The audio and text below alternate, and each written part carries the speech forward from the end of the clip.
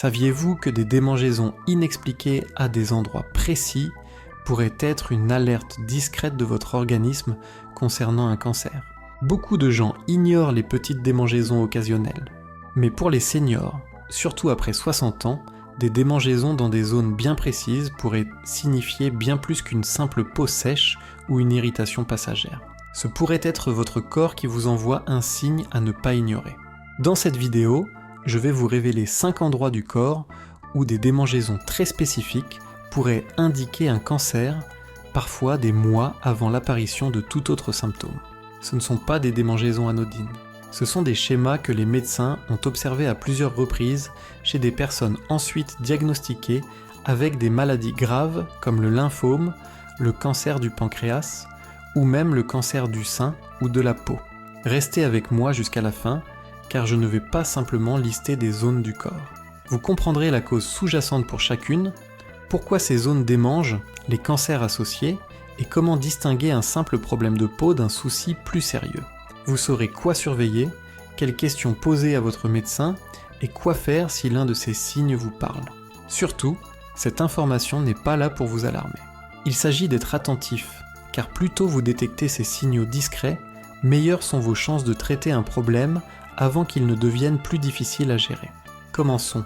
Premier signe, des démangeaisons persistantes sur les jambes. Quand les seniors commencent à ressentir une démangeaison continue sur le bas des jambes, surtout sur les tibias et les mollets, sans éruption cutanée, sécheresse ou nouveau savon ou lotion identifiable comme cause, il est facile de l'attribuer au vieillissement de la peau. Pourtant, ce symptôme très particulier s'est manifesté discrètement chez de nombreuses personnes diagnostiquées avec des cancers du sang, notamment le lymphome. Ce n'est pas une démangeaison qui va et vient, elle persiste. Souvent, elle s'intensifie la nuit et ne réagit pas aux crèmes comme le ferait une peau sèche. La cause sous-jacente est liée à la façon dont des cancers comme le lymphome de Hodgkin affectent le système immunitaire. Ces cancers se développent dans le système lymphatique, essentiel pour la défense et l'élimination des fluides du corps. À mesure que les cellules cancéreuses se multiplient, elles libèrent des substances inflammatoires dans le sang. Et l'une des conséquences les plus fréquentes de ces substances est une démangeaison profonde, presque brûlante, localisée aux jambes. Même si la peau peut paraître tout à fait normale en surface, les nerfs sous-jacents sont irrités de l'intérieur. Prenez l'exemple de Georges, 75 ans, qui a raconté son expérience lors d'un événement de sensibilisation au cancer. Il a dit que son seul symptôme pendant près de 6 mois était une démangeaison insupportable sur le devant des jambes. Son médecin a d'abord pensé à de l'eczéma ou à une allergie à la lessive. Mais quand des analyses de sang ont montré des globules blancs anormaux et que l'imagerie a révélé des ganglions lymphatiques hypertrophiés dans sa poitrine, le diagnostic a été confirmé. La démangeaison est apparue en premier, a-t-il rapporté, bien avant tout autre signe. Ce genre de témoignage n'est pas rare. Et bien que toutes les démangeaisons aux jambes ne signifient pas un cancer, la distinction cruciale réside dans la réaction de la peau ou son absence de réaction. S'il n'y a pas d'éruption, pas de changement récent de savon, pas de piqûres d'insectes, et que cela dure depuis des semaines, il est conseillé d'investiguer davantage, surtout si d'autres signes discrets comme des sueurs nocturnes, de la fatigue ou une perte de poids inexpliquée sont présents. Pour les seniors, cette attention est particulièrement vitale. Avec l'âge, notre corps envoie des signaux de détresse de manière moins évidente. La douleur n'est peut-être pas un symptôme immédiat. Des masses peuvent être trop profondes pour être palpables, mais les nerfs continuent de réagir. Une démangeaison, surtout profonde, agaçante et tenace, est souvent la première manifestation de cette réaction. Si vous ou une personne qui vous est chère se gratte les jambes sans cesse la nuit, utilise des crèmes sans soulagement et se demande pourquoi rien ne marche, ne l'ignorez pas. Consultez un médecin, demandez des analyses de sang. Décrivez le schéma, car parfois le corps communique discrètement bien avant de le faire ouvertement et l'attention peut être déterminante. Deuxième signe, des démangeaisons situées entre les omoplates ou dans le haut du dos. Un type particulier de démangeaison se manifeste profondément dans le haut du dos, précisément entre les omoplates. On l'ignore souvent, ou on l'attribue à la posture, à l'air sec, ou même à une étiquette de vêtements irritante. Cependant, pour de nombreux seniors, des démangeaisons persistantes à cet endroit précis, surtout quand elles semblent venir de sous la peau, ont été associées au cancer du pancréas. Et ce qui est curieux, c'est qu'elles apparaissent souvent des mois avant toute douleur notable ou symptôme digestif. Le lien peut sembler étrange au début. Comment un organe interne comme le pancréas pourrait-il provoquer des démangeaisons en haut du dos ? Voici comment cela fonctionne. Quand des tumeurs au pancréas commencent à se développer, elles peuvent bloquer les canaux biliaires. Ce sont les petits conduits qui transportent la bile du foie aux intestins. Quand ce drainage ralentit ou s'arrête, les sels biliaires commencent à s'accumuler dans le sang. Et l'un des premiers effets de cet excès de sels biliaires est l'irritation des terminaisons nerveuses, souvent dans des régions comme le dos, où le corps possède une forte concentration de nerfs sensoriels. Je me souviens d'une dame, Linda, 70 ans, qui m'a parlé de ce qu'elle appelait une démangeaison fantôme dans le haut du dos. Elle se réveillait la nuit en se grattant. Aucun remède ne la soulageait. Ni les lotions, ni les grattes d'eau, ni même le changement de matelas. Elle décrivait la sensation comme venant de l'intérieur. Lors d'analyses de sang pour une fatigue sans lien apparent, ses enzymes hépatiques se sont révélées élevées.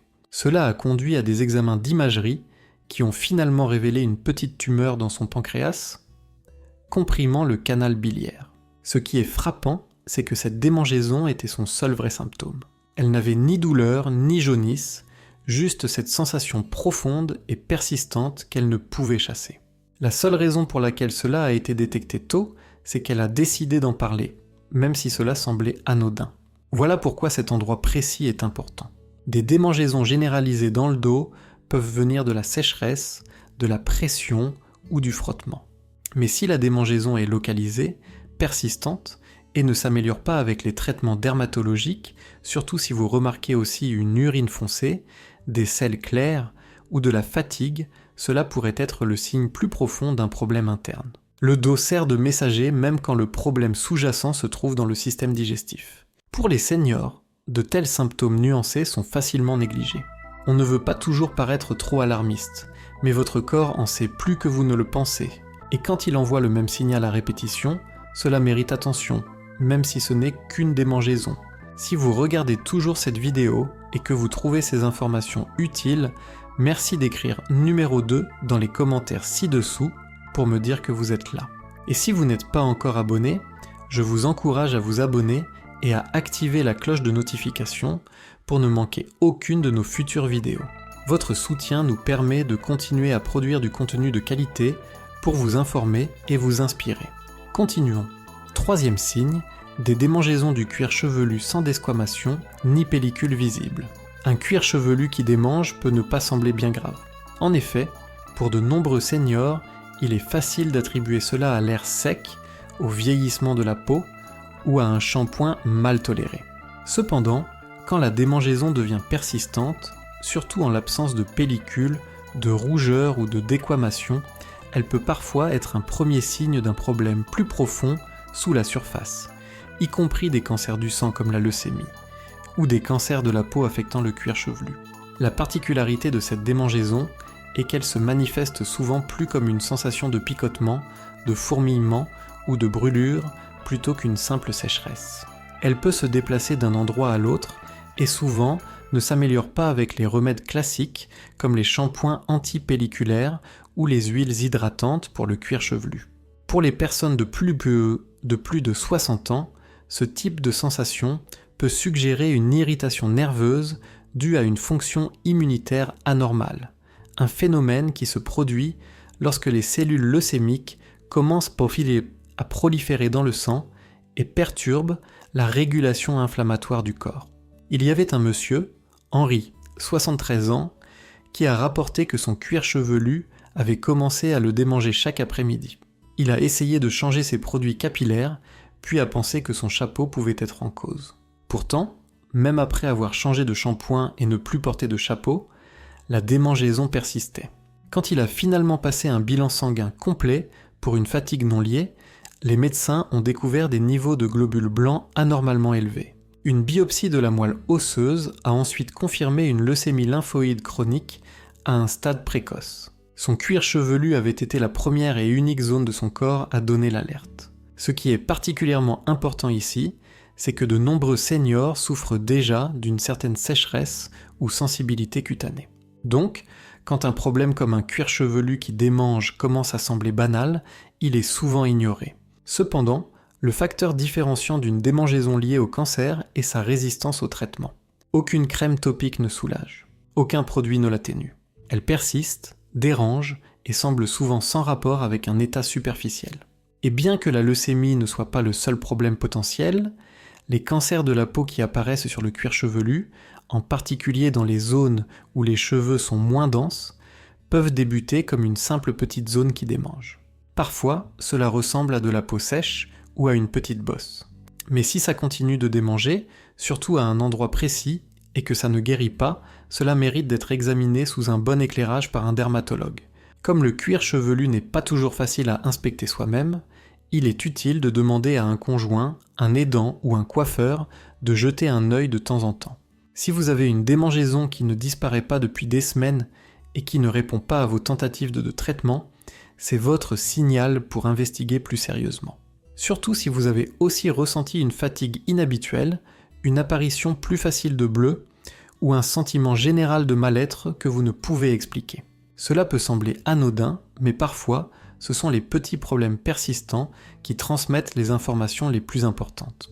4e signe, démangeaison localisée sur la poitrine ou la région mammaire. Quand les seniors, notamment les femmes, mais aussi les hommes, remarquent des démangeaisons persistantes sur la poitrine ou la région mammaire, en particulier près du mamelon ou juste sous le sein, il est facile d'attribuer cela à la transpiration, à un vêtement serré ou même à l'amincissement de la peau lié à l'âge. Cependant, cette zone particulière est l'un des endroits les plus fréquemment négligés où des démangeaisons pourraient indiquer une condition bien plus grave, y compris un cancer du sein inflammatoire ou d'autres tumeurs sous-jacentes proches de la paroi thoracique. La caractéristique distinctive de ce signe est qu'il apparaît souvent avant le développement de toute masse palpable.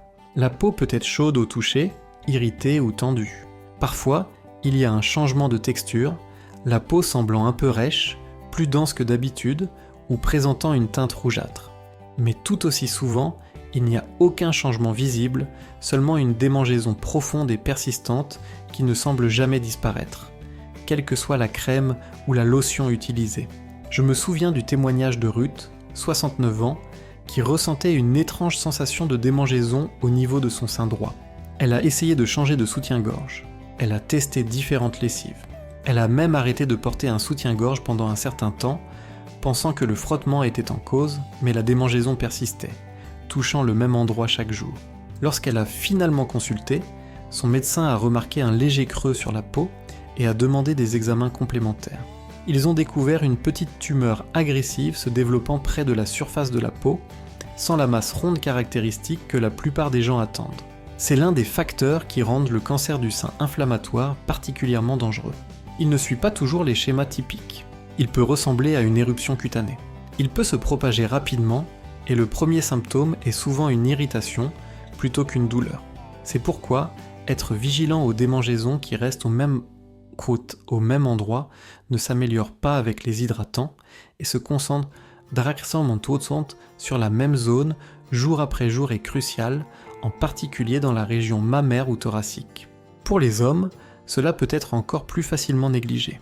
Le cancer du sein chez l'homme est rare, mais il existe et reste souvent non diagnostiqué parce que ces manifestations ne correspondent pas à ce que la plupart des hommes sont conditionnés à observer. Une zone qui démange près du mamelon, une petite zone de peau indurée ou une légère douleur continue sous le muscle pectoral peuvent ne pas sembler alarmantes, mais pour une personne dans la soixantaine, la septantaine ou la huitantaine, cela mérite un examen plus approfondi. Et il y a plus. Ce type de démangeaison n'est pas toujours le signe d'un cancer se développant dans le tissu mammaire lui-même. Elle peut aussi être provoquée par des ganglions lymphatiques enflés dans la région axillaire, sous les bras, ou juste sous la clavicule, suggérant un lymphome ou une autre tumeur maligne proche. Donc, si la démangeaison est associée à un gonflement, une chaleur, ou même simplement une sensation vague de lourdeur dans la région, n'attendez pas. La détection précoce ne commence pas avec des équipements médicaux sophistiqués. Elle commence par la conscience, par l'attention, par l'observation des schémas subtils qui semblent anormaux. car si votre peau ne peut pas parler, elle peut envoyer des signaux. Et celui-ci est l'un des plus importants à ne pas ignorer. Si vous regardez toujours cette vidéo et que vous trouvez ces informations utiles, merci d'écrire numéro 4 dans les commentaires ci-dessous pour indiquer que vous êtes toujours là. De plus, si vous n'êtes pas encore abonné, je vous suggère de vous abonner et d'activer la cloche de notification pour ne manquer aucune de nos futures vidéos. Votre encouragement nous aide à persister dans la création de contenu de valeur pour vous éclairer et vous motiver. Continuons. 5e signe, démangeaisons persistantes dans la zone anale ou génitale. Peu de choses sont plus inconfortables et plus fréquemment ignorées que les démangeaisons dans la région anale ou génitale. C'est un sujet délicat, en particulier pour les seniors, et beaucoup de gens préfèrent l'ignorer plutôt qu'en parler.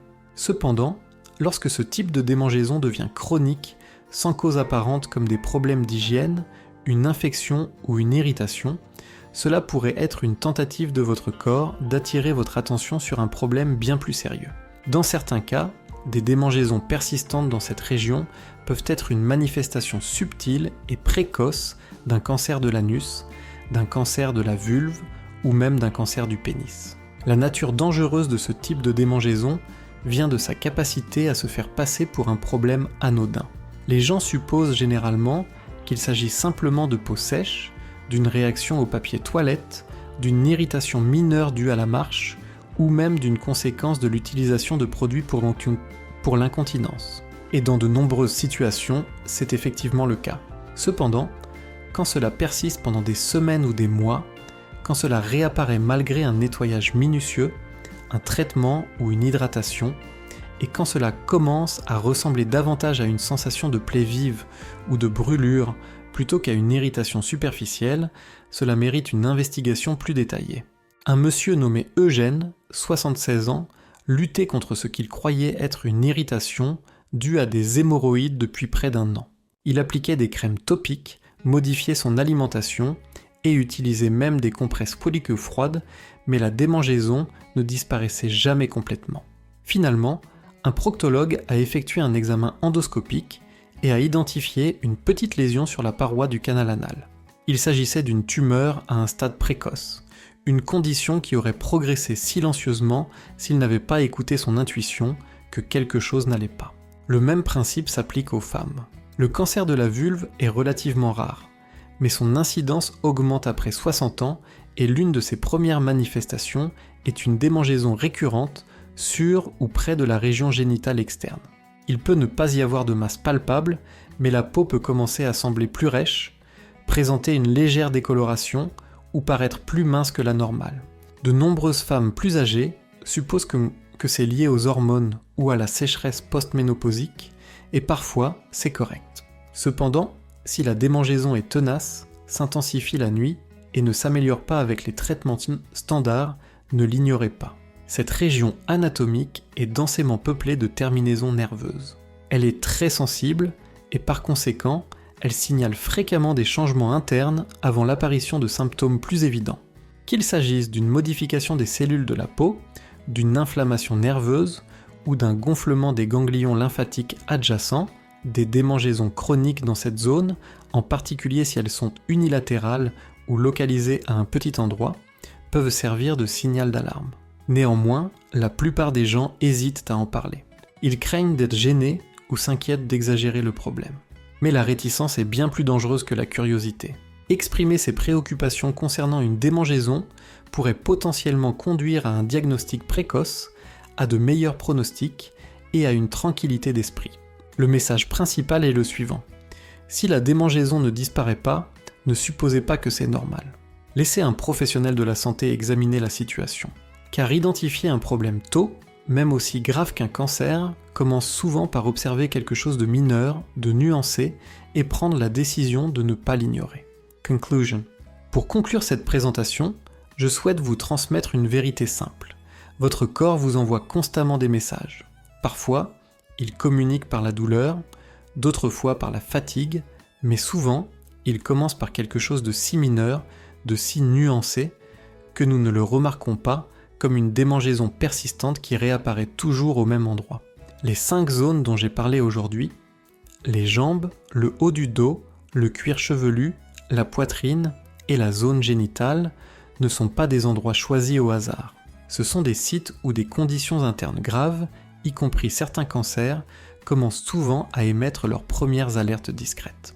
Et pour les seniors, apprendre à écouter ces signaux pourrait faire la différence entre détecter un problème tôt et le laisser se développer insidieusement. Il n'est pas question de vivre dans la peur. Ce n'est pas le but de cette vidéo. Le but est de vous donner les moyens d'agir, de vous rappeler l'importance de votre intuition et de souligner que ce qui semble être un symptôme mineur pourrait être votre organisme qui demande de l'aide. Si l'un de ces indicateurs résonne avec votre expérience, ne les écartez pas. Présentez-les à votre médecin, engagez la conversation, car vous avez droit à des explications et à la tranquillité d'esprit. Merci d'avoir été là aujourd'hui. Nous aimerions beaucoup avoir votre avis. Laissez un commentaire ci-dessous, partagez une chose que vous avez apprise aujourd'hui et comment vous comptez l'utiliser dans votre vie. Vos perspectives sont précieuses pour nous, alors n'hésitez pas à les exprimer. Lire vos commentaires nous motive et nous encourage énormément. Si vous avez trouvé cette présentation agréable et utile, merci de liker, vous abonner et la partager. Votre soutien nous aide à continuer de produire du contenu de qualité qui vous informe et vous inspire. Merci d'avoir regardé et à très bientôt pour notre prochaine vidéo.